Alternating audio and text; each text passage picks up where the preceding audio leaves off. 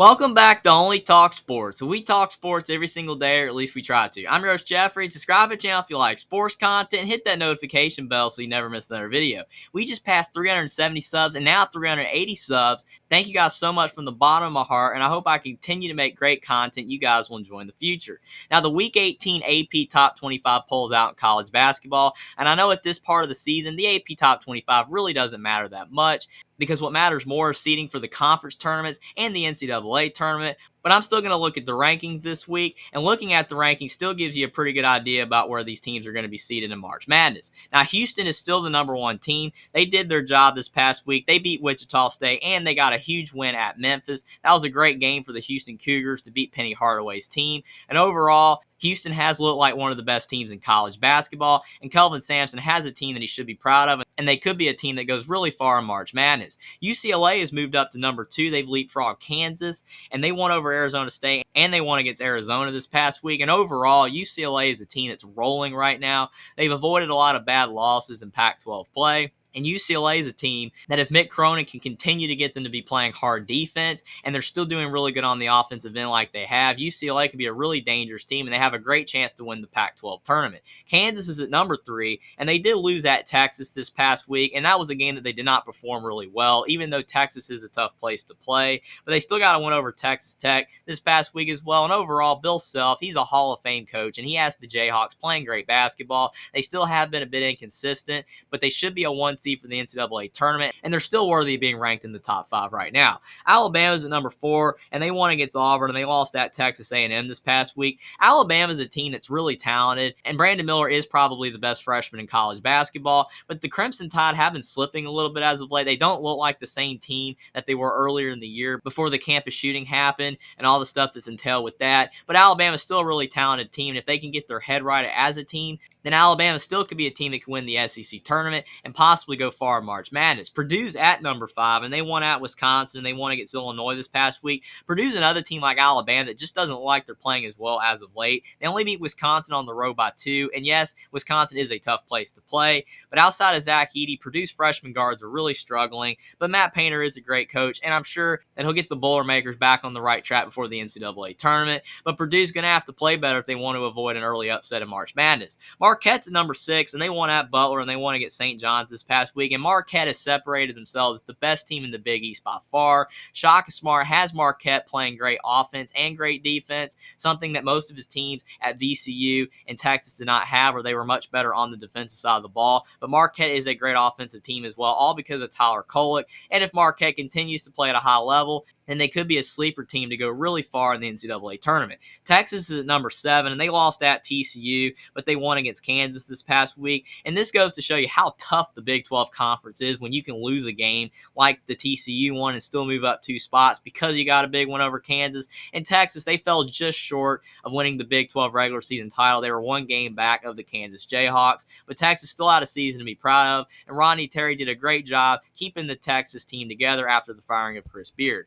Arizona's at number 8, and they won at USC, and they lost at UCLA this past week. Arizona did what they had to do. They got the win over the team that they needed to beat in USC, but they lost to the team that's better than them in the Pac-12 this season in UCLA. And overall, if Arizona can continue to be a team like this, that consistently beats the teams that they should and loses to the teams that are better than them, which there aren't that many teams in college basketball that are, then I think that Arizona still has a great chance to go far in March Madness and have a shot to win the Pac-12 tournament. But Arizona has been a team that's lost to a lot of teams that they shouldn't have this year. So Tommy Lloyd just has to get the Wildcats playing consistently, and if he can, then the Wildcats should be fine. Gonzaga's at number 9, and they won against Chicago State this past week. What a weird game to have after finishing West Coast Conference play, and Gonzaga's playing Chicago State as the final game of the regular season. What a weird game, but Gonzaga did what they had to do, and they blew them out. But overall, if Gonzaga plays at a high level like they did to end the West Coast Conference season, then they have a really good shot to beat St. Mary's in the West Coast Conference tournament if both teams meet in the finals, and Gonzaga should be a team that can at least make a Sweet 16, if not go farther in the NCAA tournament. Baylor's at number 10, and they won at Oklahoma State, and they lost to Iowa State this past week. And Baylor is a team that has looked like one of the best teams in the Big 12 this season toward the end of this season. But Baylor's still a team that sometimes has stinker games, and losing to Iowa State at home, that was a bad loss. But if Baylor can be the team that they've shown that they can be beating Kansas and winning other big games in the Big 12, then Scott Drew's team could be one of the best teams in college basketball this season. UConn's at number 11, and they won against DePaul, and they won at Villanova this past week. And UConn underratedly has been one of the hottest teams in college basketball. And Dan Hurley, he's done a great job to get his team to bounce back after really struggling in Big East play early on. But they've really turned it around. They're on a big winning streak, and they're rolling right now. And overall, if UConn can continue to play at a high level in the Big East tournament, then it should set them up really well in March Madness. Kansas State's at number 12, and they won against Oklahoma, and they lost at West Virginia this past week. And Kansas State's a team that should not be where they're at, but Jerome Tang in his first year as head coach, with Keontae Johnson and Marquise Noel playing at a high level, have really turned around the Kansas State Wildcats program in 1 year. And Kansas State did give Bob Huggins and the West Virginia Mountaineers with a great win this past week to maybe propel them into the NCAA tournament. But besides that loss, Kansas State has shown to be one of the top teams in the Big 12, and there's so many great teams in that conference this year, and they could be another team that could have a great March Madness if they keep playing well. Virginia's at number 13, and they won against Clemson, and they won against Louisville this past week, and Virginia probably had one of the easiest senior nights in college basketball, unfortunately for Louisville fans, but that is certainly the case when you're getting to play Louisville on senior night this year. And Virginia easily beat the Louisville Cardinals, but still, Virginia's a team that just doesn't look like a team that's playing at a top 15 level right now. They have been struggling as of late, and they've even lost to teams they shouldn't have. But if Tony Bennett can get his team back on track, and Tony Bennett is one of the best coaches in college basketball, then I'm sure the Cavaliers will be fine for March Madness. But Virginia's going to have to start playing better. Miami's at number 14, and they won against Pittsburgh this past week. And Miami's a team that you look at them on paper, and they have a lot of talent, especially at the guard positions, but they are a bit inconsistent, and they have, like Virginia, struggled against teams they should have beaten. But they were able to get a big win over Pittsburgh, who was previously ranked last week, and that was a huge win to maybe build momentum for the Hurricanes coming into the ACC tournament in March Madness. Xavier's at number 15, and they won at Providence, and they won against Butler this past week. Xavier's another team in Big East play that's been playing better as of late. They had a rough skip when Zach Freeman went down with an injury, but Xavier's starting to get things figured out. Sean Miller, a lot of people forget how good of a coach he actually is, even though he did maybe underperform a bit at Arizona. But if he can get his Xavier team to continue to play at a high level on offense, and he can get them to improve more on defense, because that is their Achilles heel at times, then the Musketeers should be a great team down the stretch of this season. St. Mary's is number 16, and they're the only team in this top 25 that didn't have a game this past week, and they got to move up one spot by default because other teams lost. So good thing for the Gales, they got to move up. They have a lot of rest for the West Coast Conference tournament, and they're looking like a team that could be a dangerous team in March Madness. Tennessee's at number 17, and they won against Arkansas, and they lost at Auburn this past week. And Tennessee is the epitome of an inconsistent team, and Rick Barnes is the epitome of a coach that has always had inconsistent teams when he was at Texas and now at Tennessee.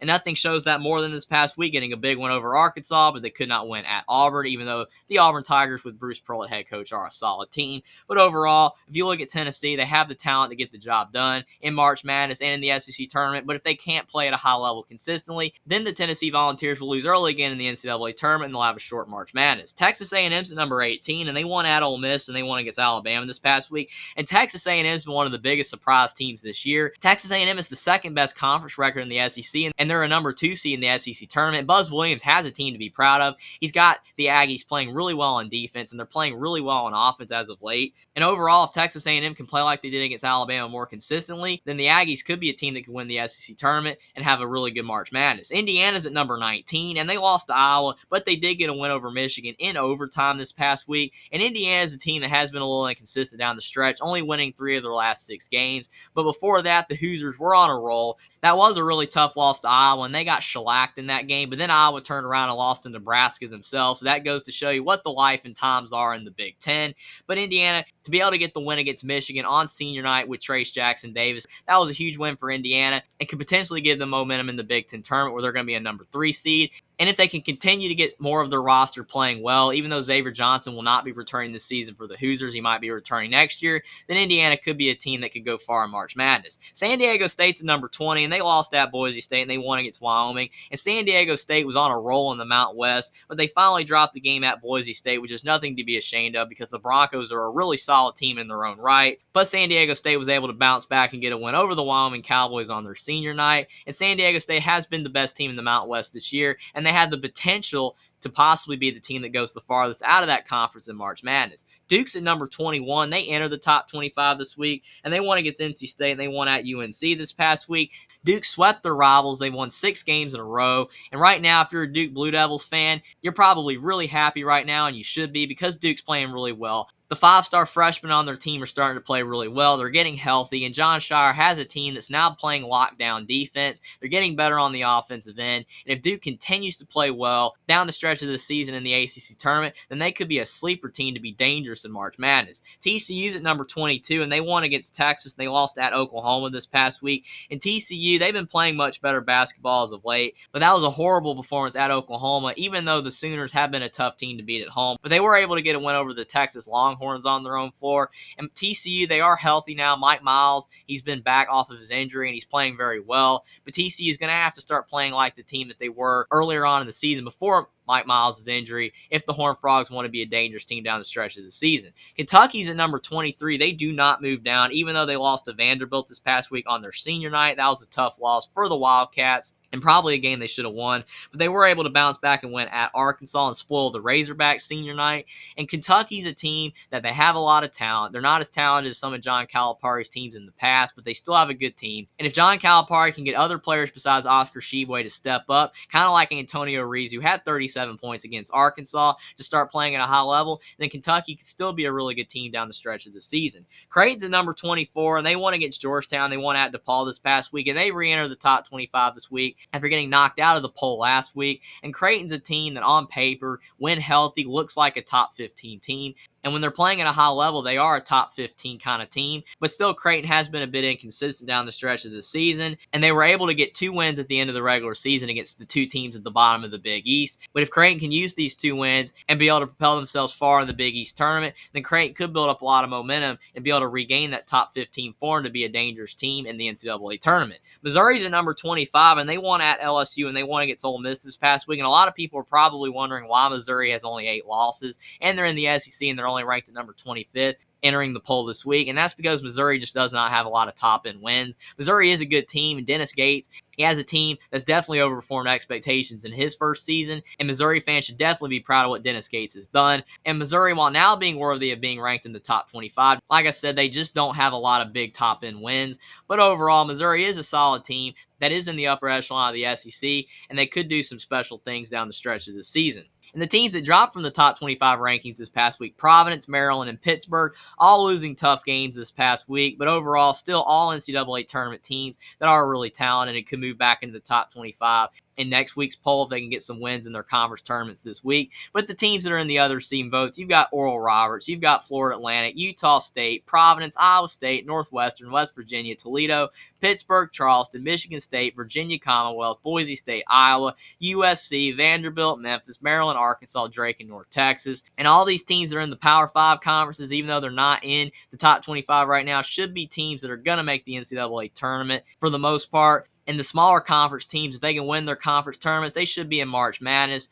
So even though they're not ranked in the top 25, they still most likely can get to their ultimate goal. And that's all that matters at the end of the day, is to go dancing for March Madness. This is going to be really interesting to see what happens down the stretch of the season, which teams can enter the top 25 as the final AP top 25 polls come out, and more importantly, which teams make March Madness. So it's going to be really interesting to see what happens.